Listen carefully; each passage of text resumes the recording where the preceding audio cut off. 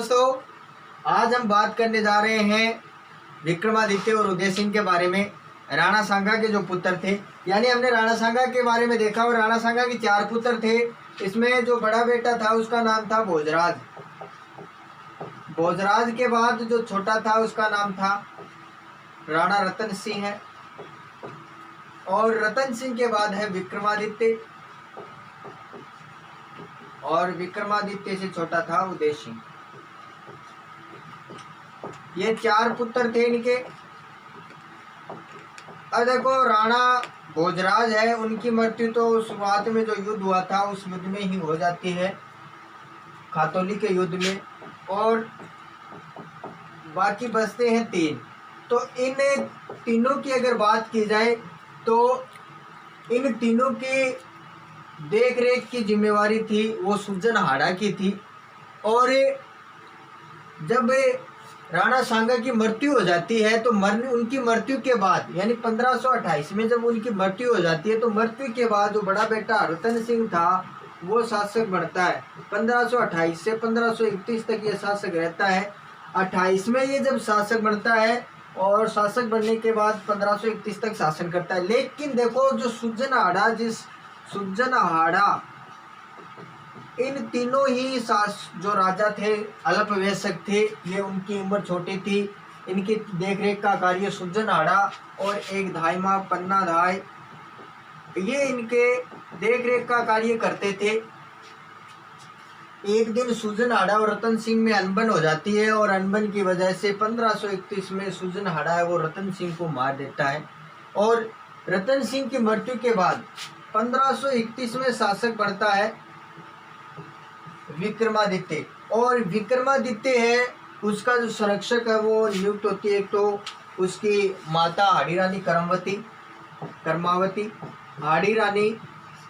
कर्मावती, और जो बनवीर है, बनवीर जो कौन था, पृथ्वीराज का दासी पुत्र था बनवीर, उसको संरक्षक बनाया जाता है। किसका? विक्रमादित्य को। अब देखो, गुजरात का शासक था उस समय बहादुर शाह। अब जो बनवीर है विक्रमादित्य का उसे संरक्षक अंगरक्षक बना दिया जाता है। बनवीर का लालच बढ़ जाता है, लालच हो जाए कि आप विक्रमादित्य ने हटा के और आपा पूरा अपनो शासन स्थापित कर लिया। तो बनवीर है वो क्या करता है, गुजरात के शासक बहादुर शाह को निमंत्रण देता है कि आओ मेवाड़ पर आक्रमण करो, और मेवाड़ पर आक्रमण करके आपको केवल यहाँ पे लूटपाट करनी है, और लूटपाट करके आप जाते समय मुझे क्या बना दो, राजा बना दो मेवाड़ का। अब इसके कहे अनुसार बहादुर शाह वो लूटपाट में ही राजी रहता था। उसको क्षेत्र से कोई मतलब नहीं था, पैसे से मतलब था, जायदाद धन वगैरह से मतलब था। अब बहादुर शाह है वो 1533 में बनवीर के कहे अनुसार आक्रमण कर देता है। कहाँ पे?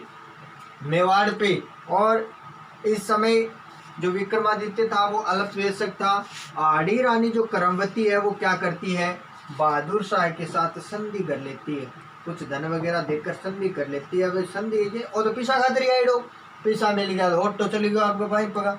लेकिन जो बनवीर का कार्य था, जो उद्देश्य था, वो पूरा नहीं हुआ। कभी राजा बनाना अब और आने के साथ गोचो करना शुरू कर दिया, नीचे और आक्रमण कर, तू मैंने राजा तो बनाया ही को नहीं। अब क्या होता है, बहादुर शाह है वो पुनः आक्रमण करता है। कब? 1534 में। कहाँ पर? मेवाड़ पर। और इस युद्ध का जो नेतृत्व है, यानी ये जो युद्ध है, विक्रमादित्य अल्पवयस्क था, हाड़ी रानी है इस युद्ध, यानी इसका जो विक्रमादित्य की अंगरक्षक थी, यानी कहने का मतलब उसका संरक्षक का कार्य हाड़ी रानी का था, और इधर बनवीर था। तो बनवीर तो कुछ कर ही नहीं रहा था, उसको तो बस ये क्षेत्र लुटाना ही था, यहाँ का शासक खुद को बनना था। तो क्या होता है कि देवलिया के जो दीवान थे, शासक थे, जिनका नाम था रावत बाग सिंह। अब बाग सिंह के नेतृत्व में और युद्ध होता है किसके साथ? बहादुर शाह के साथ। बहादुर शाह के साथ युद्ध होता है और इस युद्ध में रावत बाघ सिंह और अन्य जो सैनिक है वो केसरिया धारण कर लेते हैं और युद्ध में वीर गति को प्राप्त हो जाते हैं। और हाड़ी रानी को जब इस बात का पता चलता है तो ये लगभग 1200 राजपूत महिलाओं के साथ जौहर कर लेती है।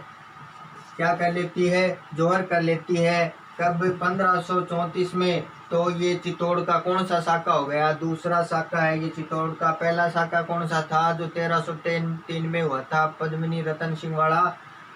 और ये कर्मावती के नेतृत्व में होता है। कब? 1534 में। ये कौन सा साका था? दूसरा साका था। अब हाड़ी रानी है वो भी मर जाती है, जोर कर लेती है, बाघ सिंह भी मारे जाते हैं। अब विक्रम जो बनवीर है वो क्या करता है? विक्रमादित्य को ढूंढ देता है और उसे मार देता है। और अब क्या कर रहा है वो? विक्रमादित्य को मारने के बाद वो उदय सिंह को ढूंढ रहा है, उदय सिंह को मारने के लिए। तो ये बात पता चलती है किसको? जो पन्ना धाई थी, धाई माँ, उसको पता चलती है। तो पन्ना धाई क्या करती है?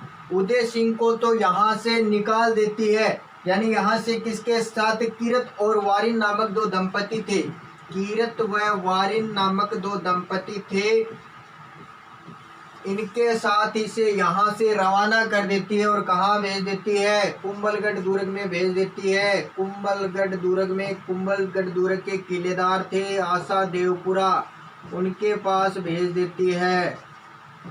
और यहाँ पर कुंभलगढ़ दुर्ग में इनका पालन पोषण होता है। और पन्ना दाई क्या करती है? उदय सिंह की जगह है इनके मुकुट वगैरह पहनाकर, इनकी पोशाक पहनाकर अपने पुत्र चंदन को सुला देती है। और जो बनवीर है वो शराब के नशे में था और जब यहाँ पे पहुँचता है तो वो चंदन को उदय सिंह समझकर और इसका सर है वो धड़ से अलग कर देता है। इस प्रकार पन्ना धाई इतिहास में अपने पुत्र के बलिदान के लिए जानी जाती है, जिसने अपने शासक, अपने राजा का नमक अदा करने के लिए अपने पुत्र का बलिदान दिया था। इतिहास में प्रसिद्ध है। अब क्या होता है? यहाँ पर पालन पोषण होता है किसका? उदय सिंह का। और 1537 के अंदर, सन 1537 में कुंभलगढ़ दुर्ग में इनका क्या किया जाता है? राज्याभिषेक किया जाता है। किसका? उदय सिंह का। और उदय सिंह क्या करता है? शासक बनने के बाद 1540 में आक्रमण करता है। कहाँ पे? चित्तौड़ का शासक अब कौन है? बनवीर है। बनवीर पर आक्रमण करता है। चित्तौड़ का शासक है कौन? बनवीर। वहाँ पर आक्रमण करता है 1540 में। और 1540 में बनवीर को हराकर पुनः चित्तौड़ पर आक्रमण कर लेता है। इसके बाद 1544 ईस्वी में अफगान शासक शेर शाह सूरी की अधीनता स्वीकार कर लेता है। शेर शाह है सूरी की अधीनता स्वीकार कर लेता है और दुर्ग की चाबियां है वो किसके पास पहुंचा देता है? शेर शाह सूरी के पास पहुंचा देता है।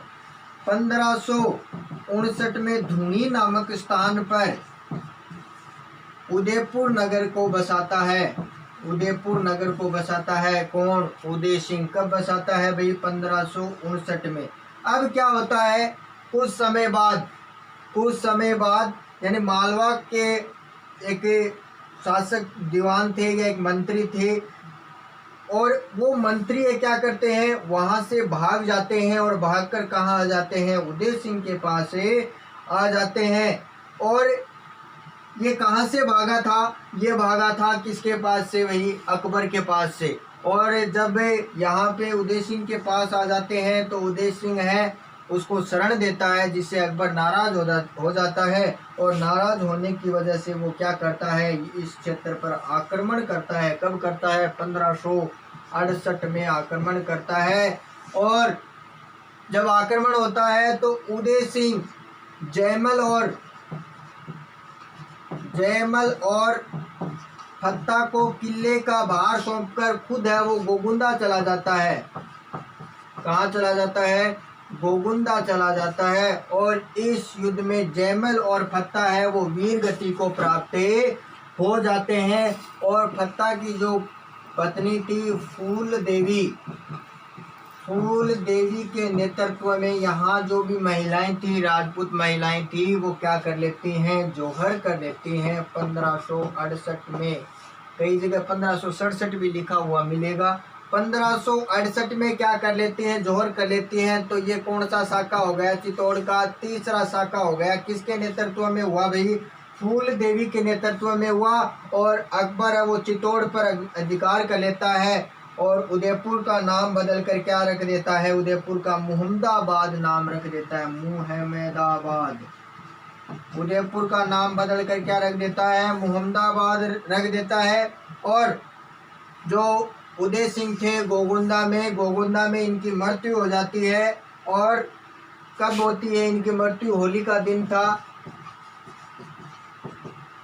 का दिन था, तारीख थी 28 फरवरी 1572। 28 फरवरी 1572 को क्या हो जाती है, उदय सिंह की मृत्यु हो जाती है।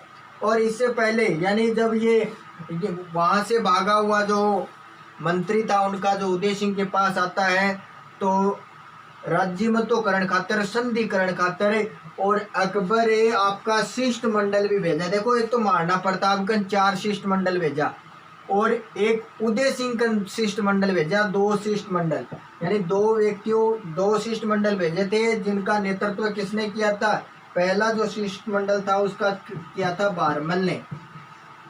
किस लिए आए थे, उदय सिंह को समझाने के लिए आए थे कि भैया आप अकबर से संधि कर लो और ये जो आपके पास जो मंत्री आया है इसको छोड़ दो, इसको सौंप दो अकबर को। लेकिन वो नहीं मानता है। और एक शिष्टमंडल आया था, यानी पहला बारमल के नेतृत्व में और दूसरा आया था टोडरमल